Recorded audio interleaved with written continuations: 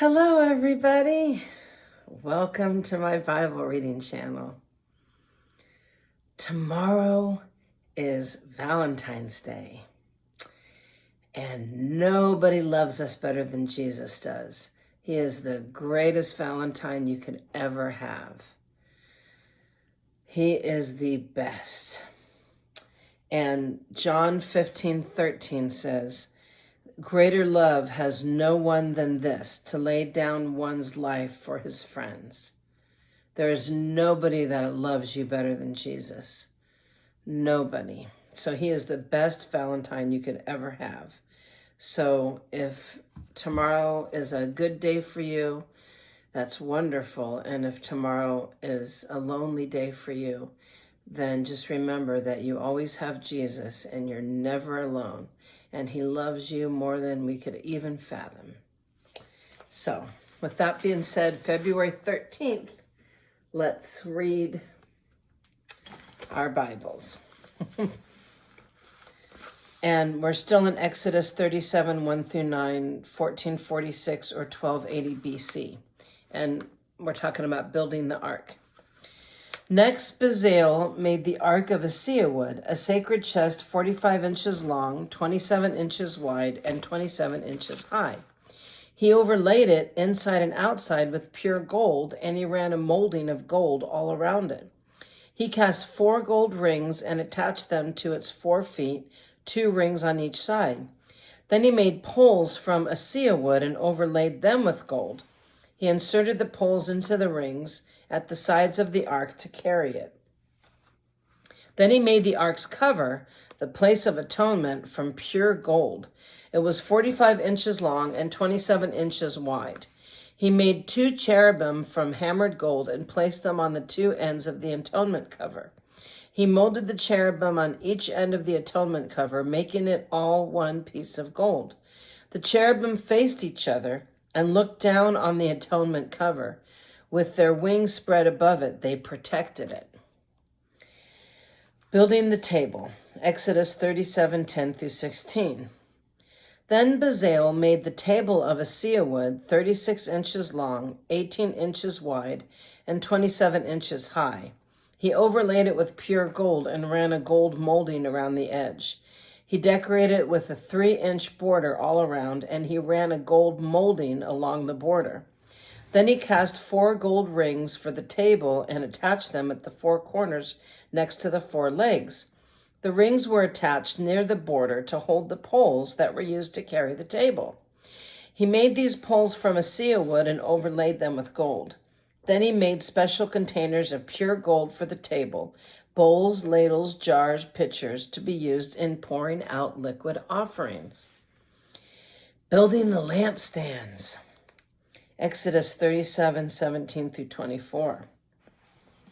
Wow, all kinds of instructions that we have here for building the place of worship. Then Bezalel made the lampstand of pure hammered gold. He made the entire lampstand and its decorations of one piece, the base, center, stem, lamp, cups, buds, and petals. And the lampstand had 6 branches going out from the center stem, 3 on each side. Each of the 6 branches had 3 lamp cups shaped like almond blossoms, complete with buds and petals. The center stem of the lampstand was crafted with 4 lamp cups shaped like almond blossoms, complete with buds and petals. There was an almond bud beneath each pair of branches where the 6 branches extended from the center stem, all made of one piece. The almond buds and branches were all of one piece with the center stem, and they were hammered from pure gold. He also made 7 lamps for the lampstand, lamp snuffers and trays, all of pure gold. The entire lampstand, along with its accessories, was made from 75 pounds of pure gold. By the way, I have a gold tattoo on my arm that says love. I put that on for Valentine's Day. And I just ate some roasted almonds before I started reading this. So we're talking about gold and almond blossoms. I thought that was kind of a no coincidence there. So building the incense altar, Exodus 37:25 through 29. Then Bezalel made the incense altar of acacia wood. It was 18 inches square and 36 inches high, with horns at the corners carved from the same piece of wood as the altar itself. He overlaid the top, sides, and horns of the altar with pure gold, and he ran a gold molding around the entire altar. He made 2 gold rings and attached them on opposite sides of the altar below the gold molding to hold the carrying poles. He made the poles of acacia wood and overlaid them with gold. Then he made the sacred anointing oil and the fragrant incense using the techniques of a skilled incense maker. Building the altar of burnt offering, Exodus 38:1 through 7. Next, Bezalel used acacia wood to construct the square altar of burnt offering. It was 7.5 feet wide, 7.5 feet long, and 4.5 feet high. He made horns for each of his 4 corners so that the horns and altar were all one piece. He overlaid the altar with bronze. Then he made all the altar utensils of bronze, the ash buckets, shovels, basins, meat forks, and fire pans. Next, he made a bronze grating and installed it halfway down the side of the altar under the ledge. He cast 4 rings and attached them to the corners of the bronze grating to hold the carrying poles. And he made the poles from acacia wood and overlaid them with bronze. I think I'm pronouncing acacia wood wrong. It's acacia wood, I think. Anyways, acacia wood and overlaid them with bronze. He inserted the poles through the rings on the sides of the altar. The altar was hollow and was made from planks. Building the wash basin, Exodus 38 through 8. Bezalel made the bronze wash basin and its bronze stands from bronze mirrors donated by the women who served at the entrance of the tabernacle. Building the courtyard, Exodus 38:9 through 20. Then Bezalel made the courtyard, which was enclosed with curtains made of finely woven linen. On the south side of the curtains were 150 feet long, and they were held up by 20 posts set securely in 20 bronze bases. He hung the curtains with silver hooks and rings. He made a similar set of curtains for the north side, 150 feet of curtains held up by 20 posts set securely in bronze bases. He hung the curtains with silver hooks and rings. The curtains on the west end of the courtyard were 75 feet long, hung with silver hooks and rings, and supported by 10 posts set into 10 bases. The east end, the front, was also 75 feet long. The courtyard entrance was on the east end, flanked by 2 curtains. The curtain on the right side was 22.5 feet long and was supported by 3 posts set into 3 bases. The curtain on the left side was also 22.5 feet long and was supported by 3 posts set into 3 bases. All the curtains used in the courtyard were made of finely woven linen. Each post had a bronze base, and all the hooks and rings were silver. The tops of the posts of the courtyard were overlaid with silver, and the rings to hold up the curtains were made of silver. He made the curtain for the entrance to the courtyard of finely woven linen, and he decorated it with beautiful embroidery in blue, purple, and scarlet thread. It was 30 feet long, and its height was 7.5 feet, just like the curtains of the courtyard walls. It was supported by 4 posts, each set securely in its own bronze base. The tops of the posts were overlaid with silver, and the hooks and rings were also made of silver. All the tent pegs used in the tabernacle and courtyard were made of bronze. The inventory of materials, Exodus 38:21 through 31. This is an inventory of the materials used in building the tabernacle of the covenant. The Levites compiled the figures as Moses directed, and Ittamar, son of Aaron, the priest, served as recorder. I gotta say his name right. Bezalel Bezalel. Bezalel, son of Uri, grandson of Hur, of the tribe of Judah, made everything just as the Lord had commanded Moses. He was assisted by Oholiab, son of Ahishamach, of the tribe of Dan, a craftsman expert in engraving, designing, and embroidering with blue, purple, and scarlet thread on fine linen cloth. The people brought special offerings of gold, totaling 2,193 pounds, as measured by the weight of the sanctuary shekel. This gold was used throughout the tabernacle. The whole community of Israel gave 7,545 pounds of silver, as measured by the weight of the sanctuary shekel. The silver came from the tax collected from each man registered in the census.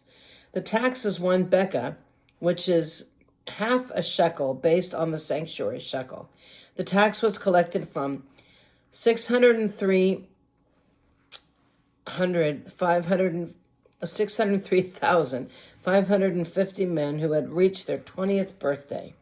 The 100 bases for the frames of the sanctuary walls and for the posts supporting the inner curtain required 7,500 pounds of silver, about 75 pounds for each base. Wow. The remaining 45 pounds of silver was used to make the hooks and rings and to overlay the tops of the posts. The people also brought as special offerings 5,310 pounds of bronze, which was used for casting the bases for the posts at the entrance to the tabernacle, and for the bronze altar with its bronze grating and all the altar utensils. Bronze was also used to make the bases for the posts that supported the curtains around the courtyard, the bases for the curtain at the entrance of the courtyard, and all the tent pegs for the tabernacle and the courtyard. And clothing for the priests, Exodus 39:1.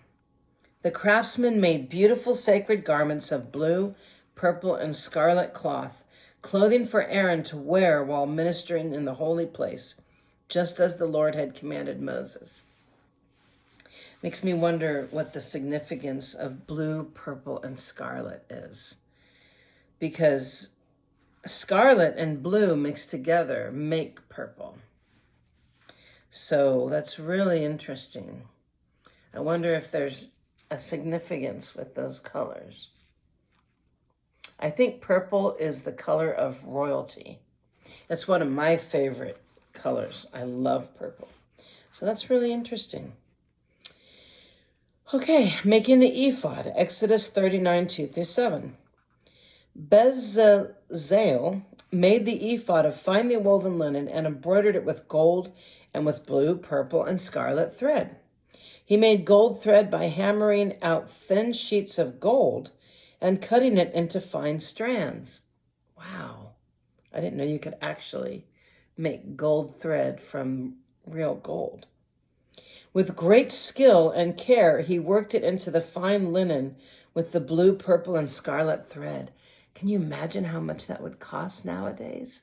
Real gold in between scarlet, purple, and blue. Wow. Sounds beautiful. The ephod consisted of 2 pieces, front and back, joined at the shoulders, and 2 shoulder pieces.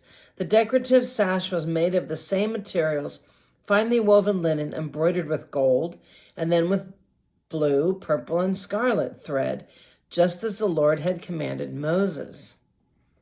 I got to figure out why those colors. That is fascinating. They mounted the 2 onyx stones in settings of gold filigree. The stones were engraved with the names of the tribes of Israel, just as a seal is engraved. He fastened these stones on the shoulder piece of the ephod as a reminder that the priest represents the people of Israel. All this was done just as the Lord had commanded Moses. And making the chest piece, Exodus 39:8-21. Bezalel,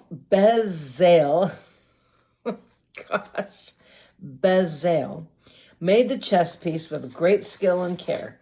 He made it to match the ephod using finely woven linen embroidered with gold and with blue and purple and scarlet thread. He made the chest piece of a single piece of cloth folded to form a pouch 9 inches square. They mounted 4 rows of gemstones on it. And the first row contained a red carnelian, a pale green peridot, and an emerald. Oh, so pretty.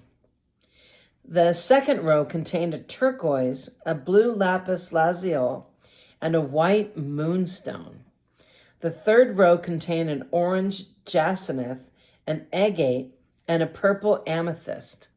Oh, glitter and rhinestones, and oh, that's my kind of style. I love it. The fourth row contained a blue-green beryl, an onyx, and a green jasper. All these stones were set in gold filigree. Oh, that's amazing. Oh, I would love to wear that. Each stone represented one of the 12 sons of Israel, and the name of that tribe was engraved on it like a seal.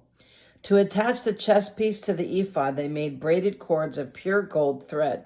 They also made 2 settings of gold filigree and 2 gold rings and attached them to the top corners of the chest piece. They tied the 2 gold cords to the rings on the chest piece. Then they tied the other ends of the cord to the gold settings on the shoulder pieces of the ephod. Then they made 2 more gold rings and attached them to the inside edges of the chest piece next to the ephod. Then they made 2 more gold rings and attached them to the front of the ephod below the shoulder pieces, just above the knot where the decorative sash was fastened to the ephod. They attached the bottom rings of the chest piece to the rings on the ephod with blue cords. In this way, the chest piece was held securely to the ephod above the decorative sash. All this was done just as the Lord had commanded Moses. Additional clothing for the priests, Exodus 39:22 through 31. Bezalel made the robe that is worn with the ephod from a single piece of blue woven cloth, with an opening for Aaron's head in the middle of it.